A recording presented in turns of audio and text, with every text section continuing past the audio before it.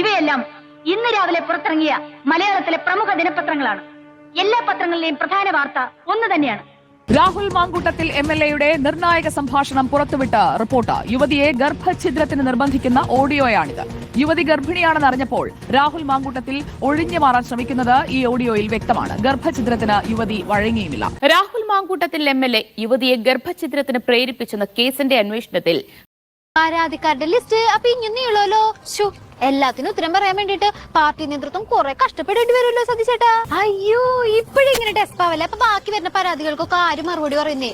രാഹുൽ മാങ്കൂട്ടത്തിന്റെ അൺസൈക്കബിൾ സ്നേഹപ്രകടനത്തിനെതിരെ യുവനടി വെളിപ്പെടുത്തൽ നടത്തിയല്ലോ. പിന്നീട് അങ്ങോട്ട് പരാതി പ്രവാഹമാണ്. സോഷ്യൽ മീഡിയ പ്ലാറ്റ്ഫോമുകളിൽ അയാളൊന്ന് മെസ്സേജ് അയക്കുകയും മാത്രമല്ല ബാംഗ്ലൂർക്കും ഹൈദരാബാദും വരാൻ ആവശ്യപ്പെടുകയും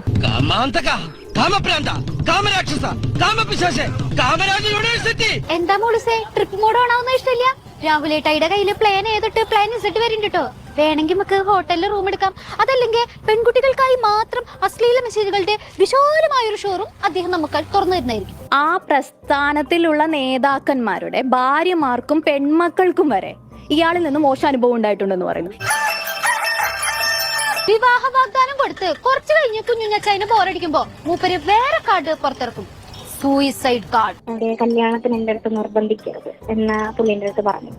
അപ്പൊ ഞാൻ പറഞ്ഞു, ആദ്യം എന്റെ അടുത്ത് അങ്ങനെയൊന്നും അല്ലായിരുന്നല്ലോ പറഞ്ഞിരുന്നെന്നും ചോദിക്കുന്ന സമയത്ത്, നീ ഇതിനകത്ത് ഞാൻ നിർബന്ധിച്ചു കഴിഞ്ഞാൽ ഞാൻ ആത്മഹത്യ ചെയ്യും.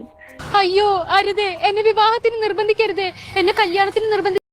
വാർത്ത മാത്രമല്ല, എന്റെ കക്ഷി കുമാറിന്റെ മനോഹരമായ ഒരു ഫോട്ടോയും.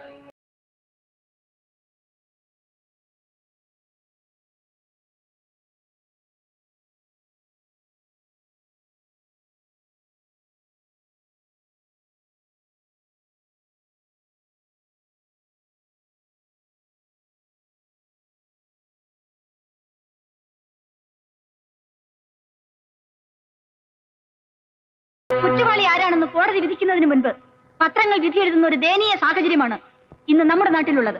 ആ വിഷയങ്ങളിലേക്ക് കൂടുതൽ ഞാൻ കടക്കുന്നില്ല. ഐഡന്റിഫിക്കേഷൻ പരേഡിൽ തിരിച്ചറിഞ്ഞതുകൊണ്ട് മാത്രം ഈ പ്രത്യേക സാഹചര്യത്തിൽ എന്റെ കക്ഷിയായ കുമാറിന് ജാമ്യം നിഷേധിക്കാനോ അദ്ദേഹം കുറ്റവാളിയാണെന്ന മുൻവിധി ഉണ്ടാക്കാനോ സാധ്യമല്ല.